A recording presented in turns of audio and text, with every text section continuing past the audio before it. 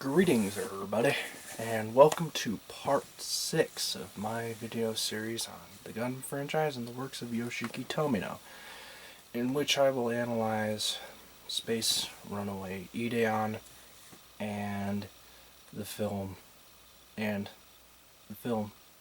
that ended the series for all intents and purposes, being the Ideon being invoked.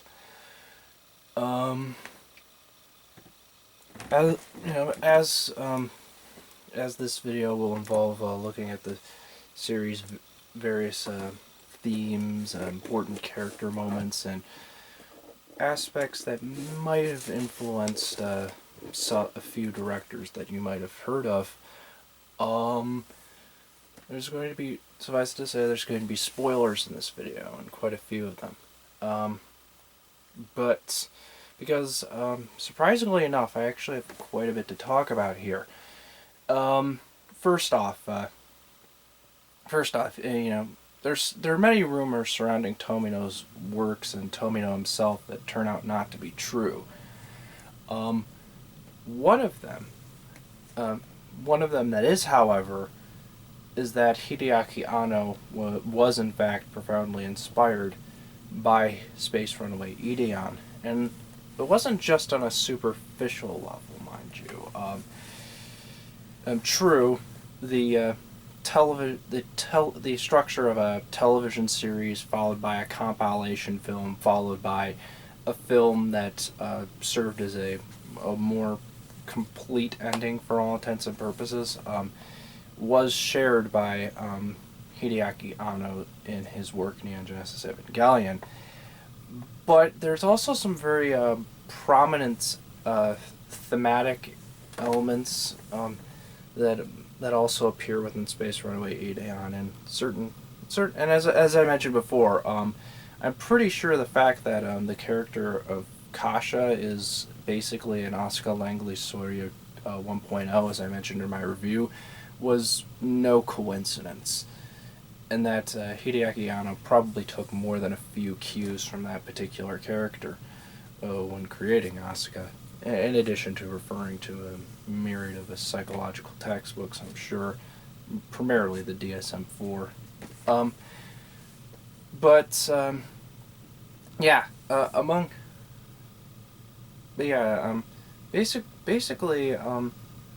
Basically, Space Runaway Ideon does actually kind of remind me of Neon Genesis Evangelion in a few ways, and it's a few ways other than that.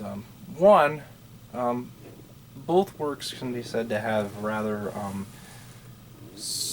almost surrealistically cynical, and yet notably idealist, and yet quaintly idealistic endings. I mean, of course, it sounds like an oxymoron, but let me explain. Of course, the ending of Neon Genesis Evangelion, in the film appropriately named End of Evangelion, involves essentially the world ending, everybody turning into this everybody turning into LCL and having their AT fields dissolved and whatnot by Shinji's will to just let everything, reset everything, basically.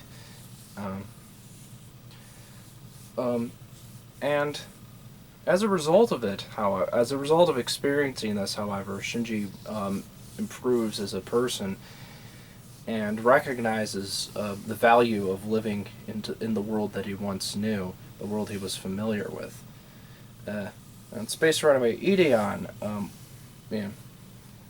you may or may not have heard. In fact, it's kind of came to an all there is to know about the crying game status by now. But everybody dies at the end of Ideon. Some accounts vary.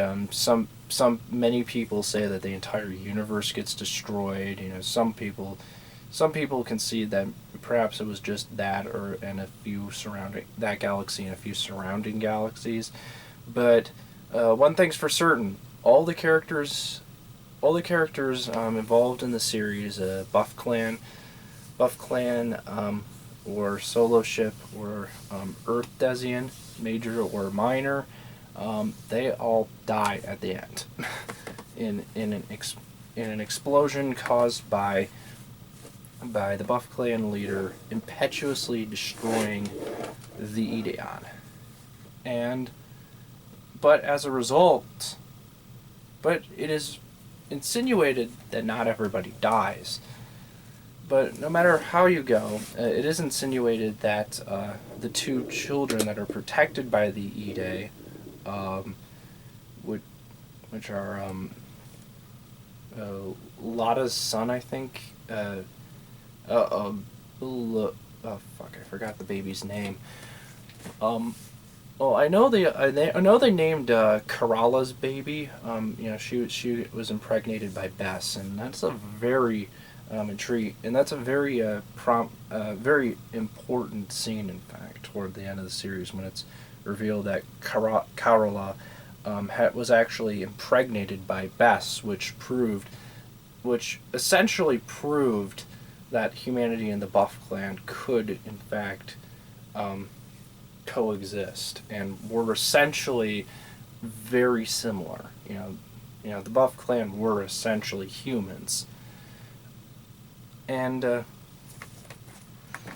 find it very fascinating how her father seems to be so indoctrinated by the thought process of the Buff Clan that it comes to the point where he threatens to kill her, and then she threatens to kill him in order to prevent further harm from coming to the galaxy, because, well, at that point the Ide, it was also established that the Ide increased in power due to their fighting, and that's all part of the allegorical aspect of the series, really, but which I'll get to later.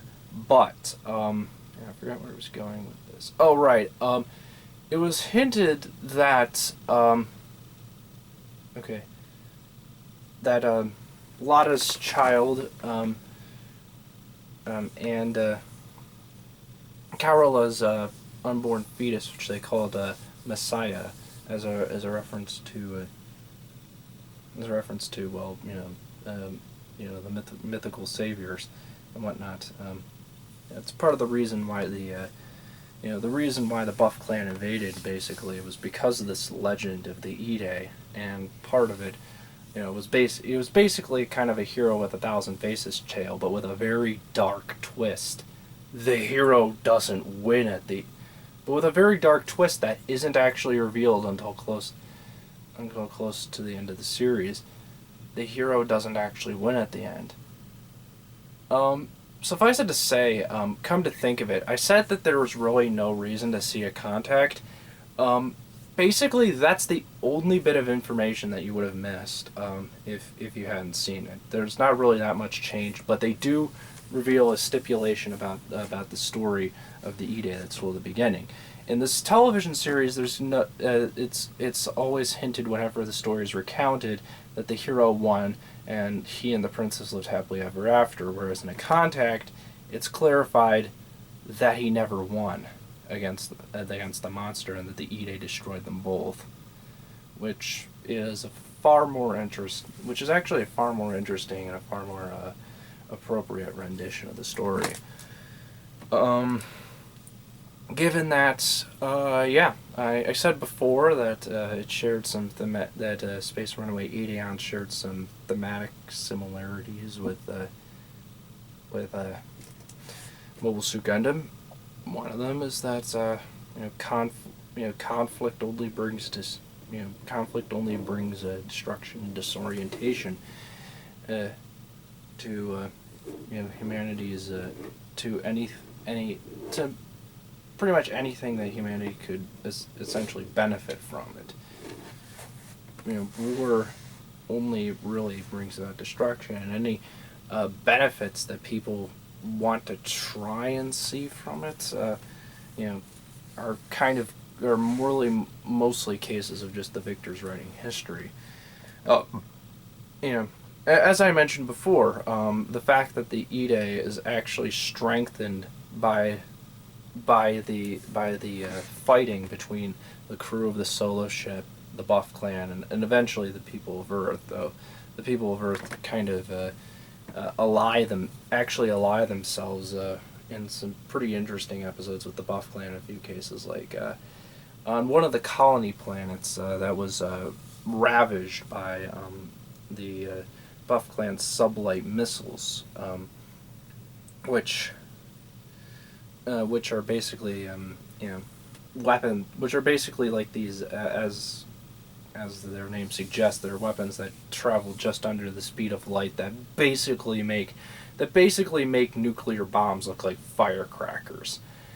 Yeah, they can wreak a massive amount of destruction, and you fire quite a few of the fire about 10 of those into the planet. 10 or 15 of those into the planet, you can pretty much turn it into a wasteland, and that's what they did. And ironically enough, this human ruler that was responsible for a population that reduced from quite a few million people to about 100,000 was actually willing to ally himself with the Buff Clan on the off chance that they would never attack the colony again, so long as they got control of the E-Day. Now, of course, Karala is very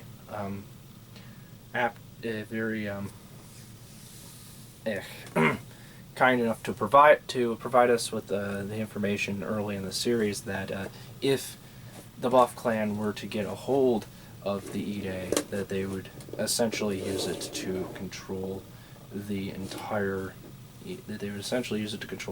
universe, because, well, the Buff Clan is actually very imperialistic, and I am kicking myself now for not mentioning this in my analysis of Mobile Suit Gundam, but both Mobile Suit Gundam and Space Runaway Ideon have some very prominent criticism of imperialism at the center of them.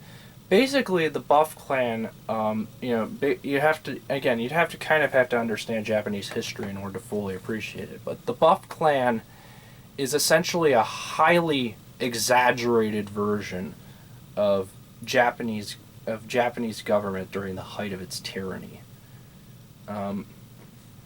Basically it had the same societal structure. You'll notice that a lot of characters within the Buff Clan refer to themselves as samurai. That's basically the societal commentary he's giving with them. They're basically the military of the Buff Clan is basically the Japanese government circa 1943. Is basically the Japanese government circa 1940, 1942, somewhere around there. Ruthlessly tyrannical, but again, the one notably admirable factor about Tomino's work is that he always addresses both sides as honestly as possible and depicts them both as not exactly perfect and not exactly completely condemnable. And the Buff Clan, for all the destruction they wreak and for all the crimes that they commit against people that are really just as sentient as them, they only do that because they're constrained by the value systems of their culture. And it is shown that that there are quite a few members of the Buff Clan that come to recognize that the crew of the solo ship is actually in the right here. Like again, Karalashi defects rather early in the series, and Gijay as well defects significantly later in the series because he lost his honor as a samurai. Now, the very interesting thing about the character of Gijay, he was one of the most actually one of the more repugnant characters before he made his turn.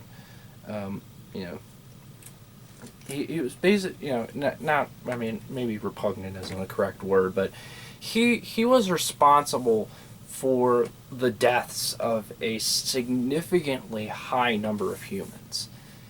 And I said in the review that the series brings up treads some very difficult territory, some very challenging territory, some very uncomfortable territory.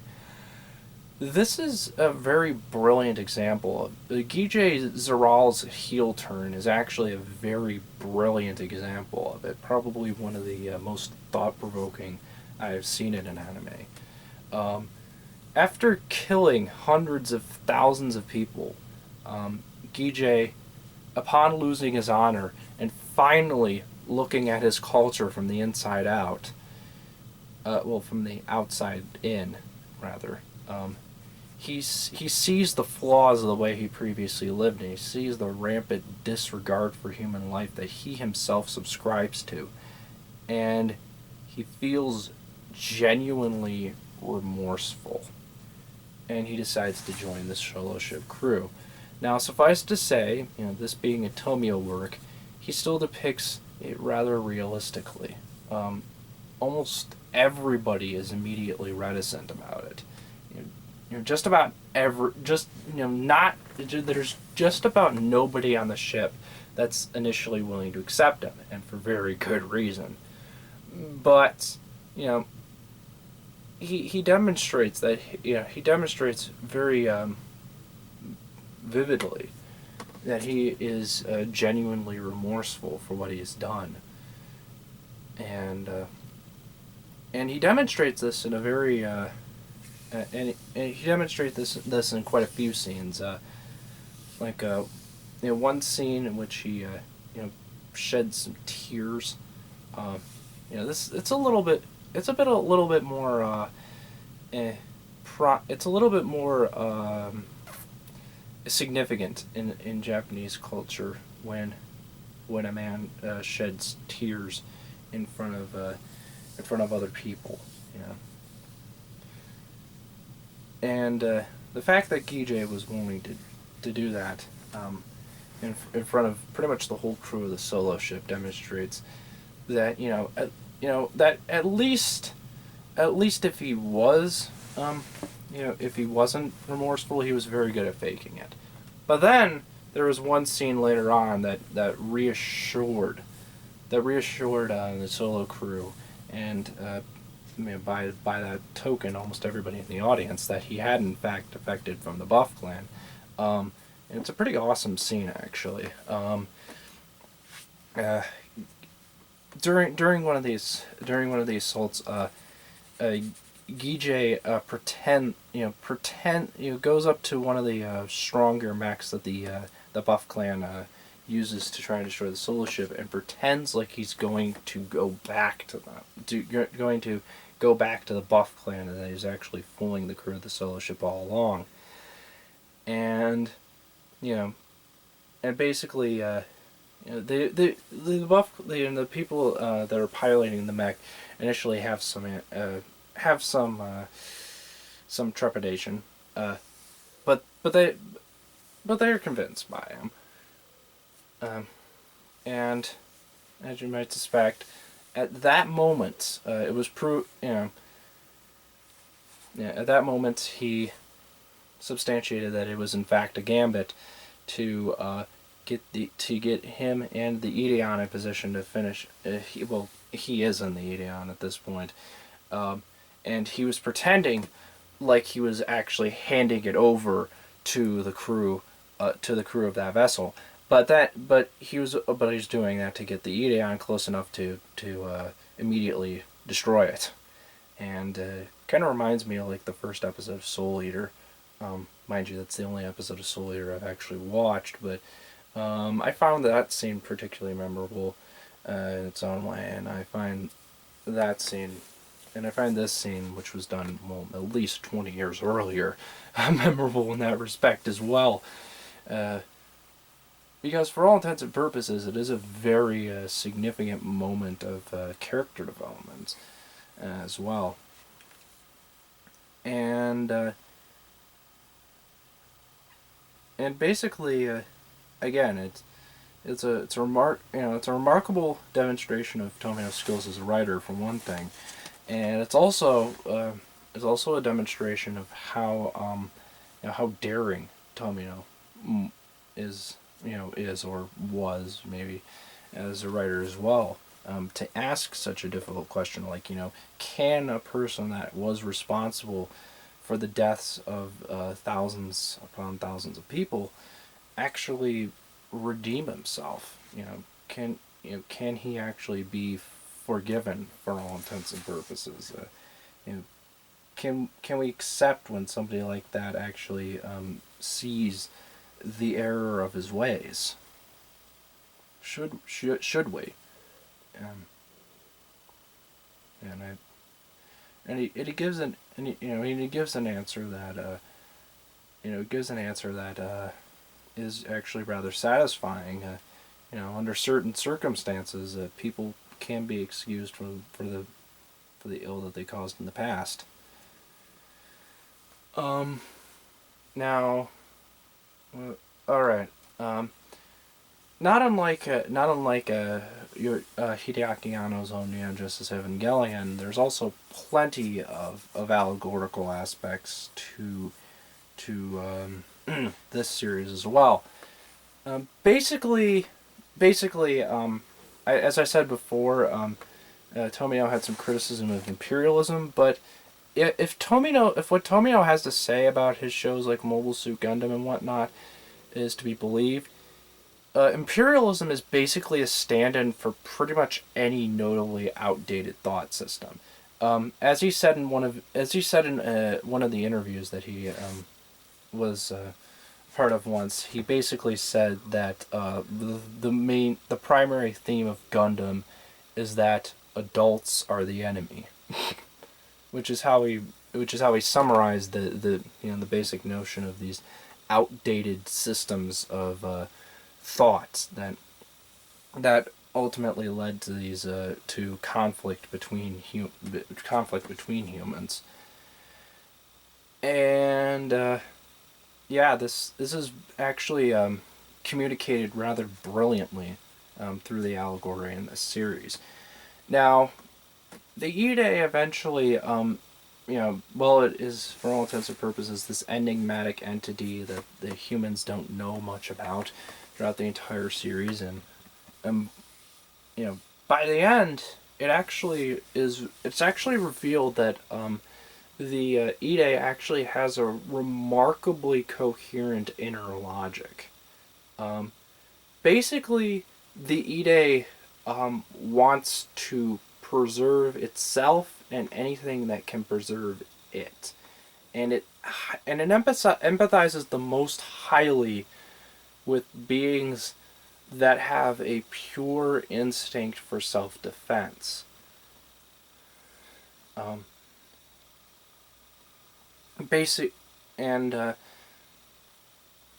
it basically is galvanized to be invoked, basically, which is to unleash all of its infinite energy by the conflict that occurs between humans, which of course can probably represent how conflict between humans inevitably leads to untold destruction.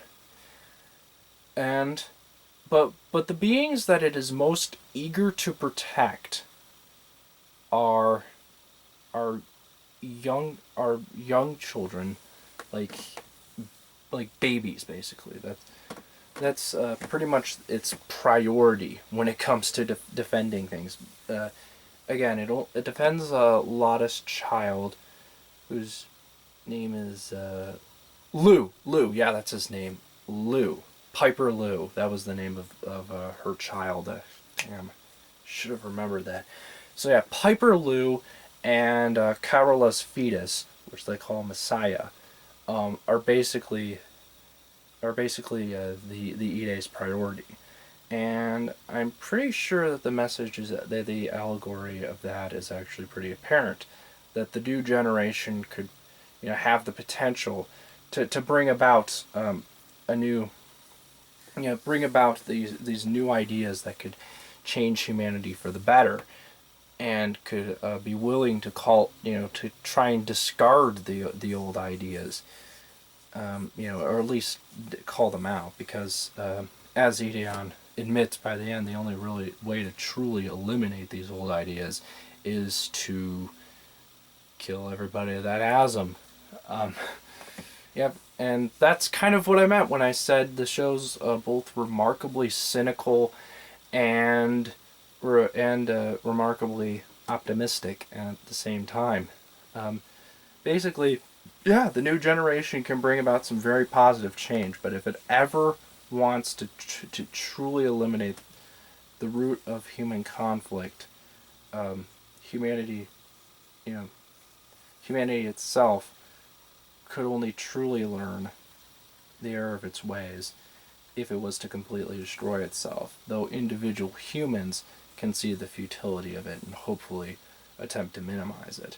It's a very complex and a very almost a very complex and very admirable message, almost almost almost impeccably communicated through this work. Um, it's this is a the out for all intents and purposes, this is probably one of the most powerful, potent allegories that I've actually seen communicated in an anime. A thematic maturity that there are many anime directors only dream of. Yeah. And honestly, there's not really much I can much I can disagree with just in terms of the thematic elements of the work. I mean, it's you know he gets his point across by the end.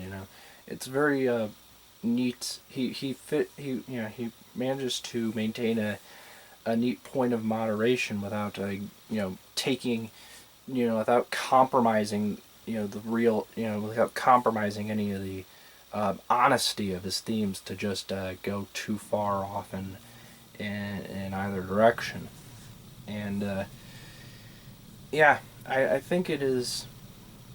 I mentioned Princess Mononoke in my review, and I think that it is